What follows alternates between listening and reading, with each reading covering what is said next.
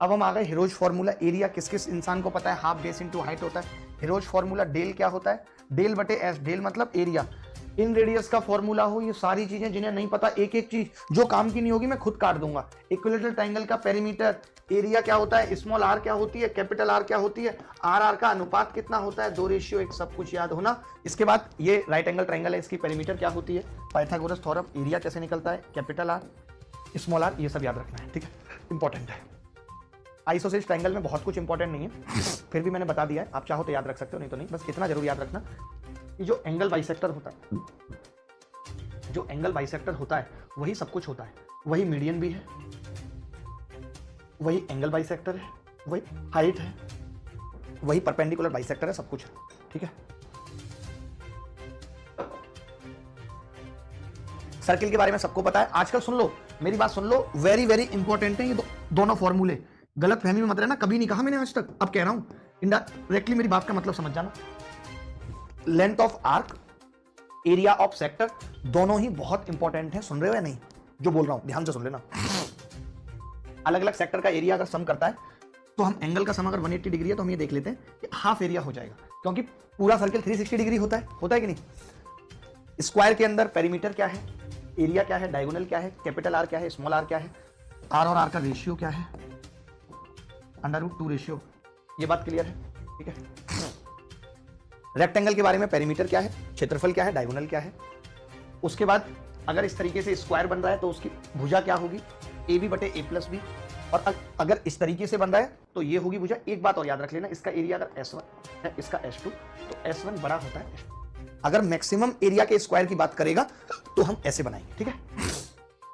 Regular hexagon के बारे में दिया हुआ है, ठीक है। रेगुलर हेक्सागन या रेगुलर पॉलीगन क्या होता है, उसका एरिया क्या होता है। हमें मेन मतलब इससे n बराबर 3 3 6 वाले से मतलब है कि अगर हेक्सागन है तो उसका एरिया क्या होगा। तो आपको पता है हेक्सागन में 6 राइट एंगल को इक्विलेटरल ट्रायंगल बनते हैं, ये उसका एरिया। ट्रेपेजियम का एरिया कैसे निकलता है, इसमें एक ही लाइन काम की है, area of trapezium half A+B plus H into H, ठीक है। इसके बाद इसमें एक ही पॉइंट काम का है, मैं जितने भी पॉइंट काम किया उन सब पे लगा रहा हूँ। D1² बराबर twice of A² plus B² parallelogram में। पैरेललोग्राम में सबसे इंपॉर्टेंट है जिन पे सवाल आएंगे, ठीक है। उसके बाद रोम्बस में सबसे इंपॉर्टेंट है area half product of the diagonal, यानी हाफ D1 D2, ये सबसे इंपॉर्टेंट है। और अगला सबसे इंपॉर्टेंट है D1² प्लस D2² बराबर 4A², D1² plus D2² plus 4A²। Cube में कितने फेस होते हैं आजकल पूछ लेता है, कितनी एज होती है, कितने वर्टेक्स होते हैं, वॉल्यूम क्या होता है, LSA TSA डायगोनल सब पता होना चाहिए। क्यूबॉइड का एरिया क्या होता है, TSA क्या होता है, डायगोनल क्या होता है, ये पता होना चाहिए। अगर ये इनके सरफेस के एरिया दे रखे हैं तो वॉल्यूम S1 S2 S3 होगा, ये मैंने आपको बताया था, लिखाया था। सिलेंडर है तो उसका वॉल्यूम क्या होगा, CSA क्या होगा, TSA क्या होगा, ये फॉर्मूला याद रख लेना। कौन है तो कौन कैसे बनता है, उसमें L क्या होता है, सिलेंडर एज निकलती कैसे, वॉल्यूम कैसे निकलता है, CSA TSA 3 चीजें हैं काम की। फ्रस्टम पे सवाल आ रहा है, बहुत बहुत इंपॉर्टेंट है छिन्नक, लिख लो इस बात को, वेरी वेरी इंपॉर्टेंट है छिन्नक। सवाल आएगा ही आएगा, प्री के अंदर रुकेगा नहीं, ठीक है। स्फीयर पे सवाल आ रहा है, बहुत इंपॉर्टेंट है स्फीयर। इतने सवाल सीपीओ के पेपर में आए आप सोच नहीं सकते। 4/3 पाई आर क्यूब होता है, CSA TSA सेम होता है। हेमी स्फीयर है तो 2/3 पाई आर क्यूब, CSA इतना और TSA इतना। मैं फिर से बता रहा हूँ कि अगर खोखला है, खाली ऐसे बना हुआ है, तब इसका CSA कितना होगा, 4πr², अंदर का भी और बाहर का भी। और इस पे सवाल आया है सीपीओ के पेपर में। आगे बढ़ते हैं। प्रिज्म क्या होता है, प्रिज्म का area of base into height, lateral surface area perimeter of base into height, total surface area में एरिया ऑफ बेस और जोड़ देंगे 2 बार। ये समझ लो पिरामिड में क्या क्या होता है, पिरामिड के अंदर क्या क्या होता है, ये समझना जरूरी है, ठीक है। जैसे अगर मैं इसको, इस वर्टेक्स को इससे मिला रहा हूँ सेंटर से, तो ये होती है हाइट। और अगर मैं इस एपेक्स है, ये चोटी है, ऐसे समझ लो बीच में यहाँ चोटी, अगर मैं इसको इससे मिला रहा हूँ वर्टेक्स से, तो ये स्लेंट एज होती है, स्लेंट एज, ठीक है। और अगर मैं इसको मिड पॉइंट से मिला रहा हूँ लाइक ऐसे, तो ये स्लेंट हाइट होती है। बस इतना ही समझ लो, इससे ज्यादा कुछ समझने की जरूरत नहीं है। इसके अलावा 2 ट्रायंगल बना रहा हूं, 2 ही जरूरी है, पेपर में अगर सवाल आएगा तो। ये H, ये कैपिटल R और ये H, slant edge. Right angle triangle बनता है। ये H, कभी H दे रखी होगी H, या कभी R हमें खुद निकालनी पड़ेगी। R सर्कम रेडियस है भाई, सर्कम रेडियस खुद निकालनी पड़ेगी। H दे रखी होगी, H निकालनी पड़ेगी वॉल्यूम निकालने के लिए, ठीक है। ये स्मॉल r है, इन रेडियस है, तो यहाँ पे क्या आ जाएगी, स्लेंट हाइट। कैसे होती है अभी ज्यादा दिमाग मत लगाओ, जब मेंसुरेशन पढ़ाऊंगा तब बताऊंगा, अभी इतना समझो, ठीक है। आगे बढ़ते हैं। ये मैंने पिरामिड बता दिया। पिरामिड की यही 2-3 चीजें थी जो बहुत महत्वपूर्ण थी। बाकी फॉर्मूले, area of base into height, half base perimeter slant height, total surface area में एक ही सरफेस जुड़ेगी क्योंकि ऊपर नॉक होती है। ऐसा होता है प्रिज्म जहां ऊपर नॉक होती है। ऋतिक कह रहा है सत्तू भाई मेरी हेल्प भी कर दो, सत्तू भाई की करो भाई पहले हेल्प। ये सब कुछ भी काम का नहीं है, यहाँ पे जो काम का है वो मैं बता देता हूँ क्या है। ये कुछ भी काम का नहीं है आपके, ठीक है। काम का क्या है वो मैं बताता हूँ। ये टेट्राहेड्रन है, ये क्या है, टेट्राहेड्रन, बहुत इंपॉर्टेंट है। हिंदी में कहते हैं इसको सम चतुष्फलक। इस पे सवाल आने के चांस है। ये पिरामिड का ही एक टाइप होता है, तो डायरेक्ट याद रख लो इसका वॉल्यूम होता है √2/12 ए की क्यूब। डायरेक्ट याद रखना है √2/12 ए की क्यूब। इसका CS है 3√3/4 ए स्क्वायर। इसका TS है ये। सबसे जरूरी होती है इसकी हाइट, जो कोई नहीं याद रखता और उसी पे सवाल आता है। हाइट होती है √2/√3 इंटू साइड ए, ठीक है। ये आप और कुछ नहीं याद रखना, यहाँ पे कुछ भी नहीं याद रखना जो मैं दिखा रहा हूँ, कुछ भी नहीं देखना, भी नहीं एक तरफ, एकदम नहीं देखना है, ठीक है। काम की बात यहां से है कि अगर ये एंगल बाइसेक्टर, ध्यान से सुनना, अगर ये एंगल बाइसेक्टर और इसका एंगल बाइसेक्टर यहां मिलते हैं तो ये 2 थीटा है, तो ये क्या होगा, थीटा आधा होता है एंगल। ये याद रखना है, इस पे सवाल आ सकता है। 6800 लाइक हो गए, थैंक यू, ठीक है। इसके बाद आपको पता होना चाहिए कि अगर 2 भुजाएं दे रखी हैं तो एक एरिया कैसे निकलता है, हाफ AB sin C, यानी कि उन दोनों भुजाओं के बीच का कोण। आप डायरेक्ट भी इसको याद रख सकते हो कि ये x और ये y और ये थीटा, तो कितना आ जाएगा, डेल बराबर half XY sin theta. Tushar भाई को बोल के नीचे से शहद मंगवा लेना, नई बोतल होगी, बहुत ज़्यादा हिचकी आ रही है, बहुत मुश्किल हो रहा है बोलना, तुरंत मंगवाना, बोलना तुरंत अर्जेंट में ले आओ शहद। भाई ये याद रखना, ये मैंने बता दिया था, 3 साइड्स हैं, डेल बराबर RS बता दिया था, ये कैपिटल R का फॉर्मूला भी बता दिया है कि R बराबर ABC/4 ये भी आप याद रख सकते, ठीक है। उसके बाद साइन रूल क्या होता है ये आपको पता होगा, साइन रूल नहीं पता है, कोसाइन रूल बहुत इंपॉर्टेंट है, लेकिन इन दोनों से ज्यादा इंपॉर्टेंट क्या है वो मैं बता देता हूं। जैसे अगर ये एंगल 60 डिग्री दे दिया किसी ने और ये XY और Z है, या ये एंगल किसी ने 120 दे दिया और ये XY और Z है, तो आपको ये याद रखना है Z² बराबर होता है पहले वाले केस में x² + y² - xy, ये कॉस रूल से आता है, और ये Z² बराबर होता है x² + y² + xy, ये कॉस रूल से आता है, बहुत महत्वपूर्ण है, याद रखने योग्य है। पर अब मुझे डर नहीं किसी गुमराही का, हर रास्ता तुझ तक जाता है।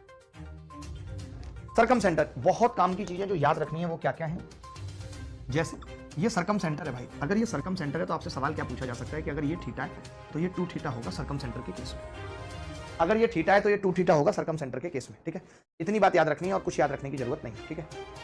ये सब भी कुछ भी याद नहीं रखना। सेंट्रॉइड में बता चुका हूँ, बहुत अच्छे से बता चुका हूँ, मीडियन बहुत अच्छे से बता चुका हूँ, प्रॉपर्टीज ऑफ सेंट्रॉइड बता चुका हूँ, कैसे कैसे डिवाइड करती है, 1/12 वाली बात बता चुका हूँ, 3/1 वाली बात बता चुका हूँ, लेंथ ऑफ मीडियन बता चुका हूँ। ये वाले में केवल इतनी बात याद रखने की जरूरत है, ये भी मैं बता चुका हूँ, ये सब नहीं आएगा पेपर में, याद भूल जाओ। नापोलियन याद रखना है। इन सेंटर याद रख सकते हो कैसे, इन सेंटर में क्या होगा कि अगर ये एंगल थीटा है तो ये एंगल 90 + θ/2 होगा। इस पर डायरेक्ट सवाल पेपर में पूछा जा सकता है और पूछा जा रहा है डायरेक्ट, क्वेश्चन भी दिखा रहा हूँ, ये सब कुछ आपको मिलेगा भाई, सब कुछ आपको मिलेगा, ठीक है। डेफिनेशन लिखिए, प्रॉपर्टीज ऑफ इन सेंटर में ज्यादा दिमाग लगाने की जरूरत नहीं है, वही बात है जो याद रखनी है, R बराबर डेल/S, बस खत्म खेल, इससे ऊपर सवाल नहीं आएगा, ठीक है। एक और इंपॉर्टेंट बात है वो बता देता हूँ, वो ये थी भाई कि अगर ये एंगल बाइसेक्टर है ABC, B के सामने की भुजा B, C के सामने की C और A, और ये एंगल बाइसेक्टर है AD और I इसका इन सेंटर है I, तो हम ये कह सकते हैं कि याद रखना है AI/ID बराबर होता है B + C/A। क्या होता है, B + C/A। लगातार बोल रहा हूँ, रुका ही नहीं हूँ आज, थक गया बोलते बोलते, रुका ही नहीं हूँ आज। एंगल मैंने बताई दिया अभी आपको क्या होगा, ये याद नहीं रखना, कुछ भी याद नहीं रखना, कुछ भी नहीं याद रखना, कोई जरूरी नहीं है, ये आपको पहले से पता है, ये पहले से पता है। ऑर्थो सेंटर में ये बात याद रखनी है, क्या, अगर ये ऑर्थो सेंटर है, अगर किसी ने हमें कह दिया कि ये A और ये थीटा है और ये ऑर्थो सेंटर है B, C और O, तो ये क्या होगा, 180 - थीटा, 180 - थीटा होगा क्या, ऑर्थो सेंटर। इसको हम क्या कहते हैं, ऑर्थो सेंटर। थैंक गॉड, ये आपको पता है, ये मैंने यही लिखा है, एंगल BOC AOC AOB यही लिखा है मैंने, ठीक है। ऑर्थो सेंटर में एक और काम की बात क्या है, ये सबसे इंपॉर्टेंट है, इस पे सवाल आ सकता है कि अगर ये ऑर्थो सेंटर है और ये परपेंडिकुलर है तो इनका मल्टीप्लिकेशन आपस में बराबर होता है, OA OD OB OE OC OF आपस में क्या होते हैं, बराबर, ठीक है।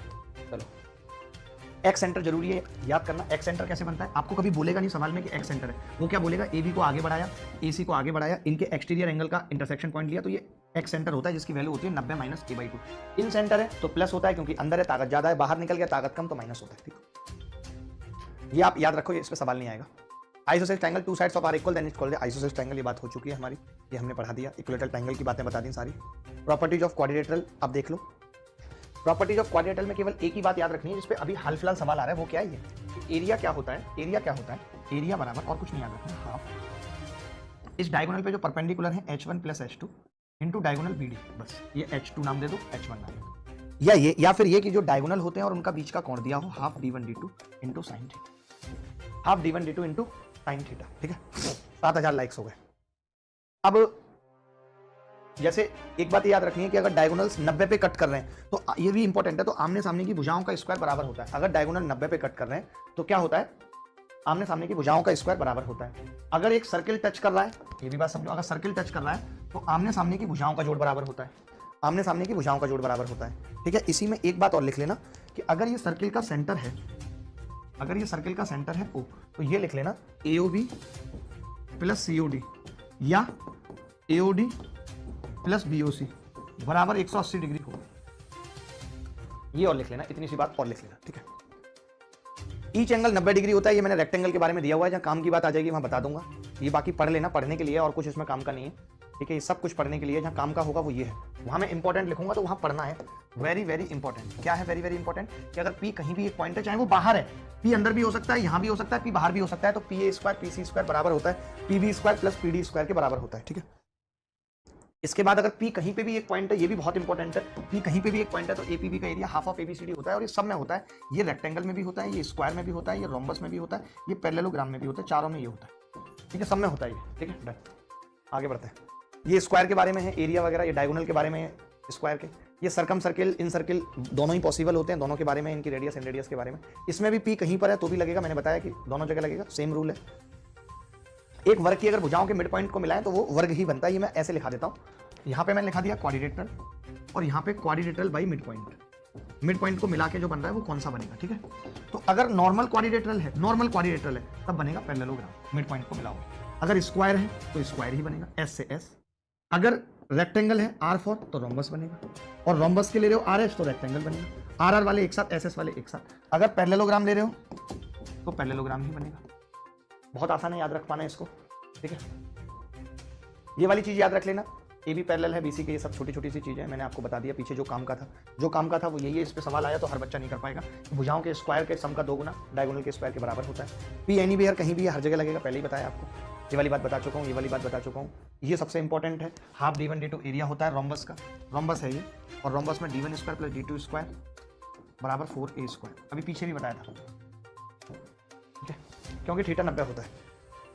P एनीवेयर इसमें भी चलेगा, मध्य बिंदुओं को मिलाने पर रेक्टेंगल बनेगा, ये बता चुका हूँ, ये बता चुका हूँ। ये ट्रेपेजियम के अंदर है, सबसे काम की बात ये है ट्रेपेजियम के अंदर। इस पे भी सवाल अगर पूछा गया तो हर कोई नहीं कर पाएगा कि डायगोनल के स्क्वायर का सम, जो साइड नॉन पैरेलल है उनका स्क्वायर और जो पैरेलल है वो मल्टीप्लाई में आ जाएंगे, क्योंकि AB पैरेलल CD होता है। इसकी 2-3 बातें हैं जो बहुत महत्वपूर्ण है, वो बता रहा हूँ, जिस पर सवाल पूछा जाएगा। वो एक तो ये MN, अगर M मिड पॉइंट है तो हाफ AB प्लस CD होता है, इसको मिड पॉइंट सेगमेंट कहते हैं, मध्य बिंदु रेखाखंड। बहुत इंपॉर्टेंट है, इस पर सवाल पूछा जा सकता है। इस पे भी सवाल पूछा जा सकता है कि अगर E मिड पॉइंट है और F मिड पॉइंट है डायगोनल का, ध्यान रखना E और F डायगोनल के मिड पॉइंट है, तो EF बराबर क्या होगा, half of AB minus CD, half of AB minus CD। Clear है ये बात, half of AB minus CD क्या होगा। ठीक है, उसके बाद कौन कौन सी बातें, ये सब नॉर्मल बातें हैं कि इसका एरिया कैसे निकलेगा, सम ऑफ पैरेलल साइड्स इनटू उनके बीच की दूरी। AC बराबर BD, ये मैंने आइसोसेल्स की बात की है, आइसोसेल्स में क्या क्या होता है, और ये नॉर्मल में भी याद रखना है। कौन सा याद रखना है, ये मैं लिख देता हूँ यहाँ पे, यहीं पे लिख देता हूँ कि OA इंटू OD याद रखना बराबर OB इंटू OC, छोड़ना मत कुछ भी। ठीक है, आगे बढ़ रहा हूँ। आइसोसेल्स ट्रेपेजियम में कुछ एक काम की बातें वो मैंने यहाँ लिख दी हैं। एक ये सबसे जरूरी है, ये सबसे जरूरी है, ये हाइट एंड डिस्टेंस में भी लगता है कि अगर ये भुजा A है, ये भुजा B है, ये M/N में बांट रहा है। ठीक है, नीचे वाले को A लिख देता हूँ, ऊपर वाले को B, तो MANB बटे M+N होता है EF का मान। ये E है और ये F है। ठीक है, ये E है और ये F है। थक गया भाई आज तो मैंने ढका पे। साइक्लिक क्वाड्रेटल में क्या क्या है काम की बात वो देख लो। साइक्लिक में एक तो यही है कि डायगोनल का मल्टीप्लिकेशन AC लिखा होगा आगे, डायगोनल का मल्टीप्लिकेशन ये दिया, एक तो ये काम की बात है, ये एक ये काम की बात है। अगर डायगोनल 90 पे काटेंगे, ये वाली लाइन ना कट करके यहाँ पे लिख लो ब्रैकेट में बस इफ, क्योंकि ये तो हमेशा सत्य है, इफ डायगोनल कट एट 90। और एक सबसे जरूरी बात कि अगर डायगोनल 90 पे कट हो गए तो फिर ये वाला भी होगा, डायमीटर क्या होगा, OA square OB square OC square OD square, ये भी होगा। ठीक है, O यहाँ सर्किल का सेंटर नहीं है, पहले बता देता हूं, O सेंटर नहीं है, O डायगोनल का इंटरसेक्शन पॉइंट है। डायगोनल जहां पे भी काटे, डायगोनल का इंटरसेक्शन पॉइंट, इंटरसेक्शन पॉइंट। ठीक है, क्लियर है बात। ये थीटा है तो ये 2 थीटा होता है, एंगल इन सेम सेगमेंट बराबर होते हैं। अगर ये 180 है तो 90 होगा, angle in semi circle 90 degree होता है। ये अल्टरनेट सेगमेंट थ्योरम, ये थीटा है तो ये भी थीटा थीटा होंगे, ये पता होना चाहिए। अगर ये कॉर्ड ऐसे कट कर रही है तो PA PB बराबर PC PD होता है। अगर ये बाहर निकल गया तो भी PA PB PC PD के बराबर होता है। अगर ये टेंजेंट है तो PT square PA into PB के बराबर होता है। अगर ये स्पर्श बिंदु है तो ये 90 डिग्री पे कट करता है। ठीक है, इसके बाद अगर उस तरीके का चित्र बन रहा है तो ये half of X plus Y होता है, और अगर इस तरीके का चित्र बन रहा है तो half of X minus Y होता है। इस पे खूब सवाल पूछे गए, हमेशा पूछे गए। ये डायरेक्ट कॉमन टेंजेंट का फॉर्मूला है, डीसीटी, इस पे सवाल आएगा ही आएगा, वेरी वेरी इंपॉर्टेंट है, डायरेक्ट फॉर्मूला याद कर लेना और कुछ नहीं। ये तिर्यक टेंजेंट है जिसपे सवाल आना ही आना है, सेंटर के बीच की दूरी डी दे रखी है। ये दोनों सर्किल अगर टच करेंगे तो क्या होगा वो दिया हुआ है। ये एक छोटी सी प्रॉपर्टी है जो इंपॉर्टेंट है।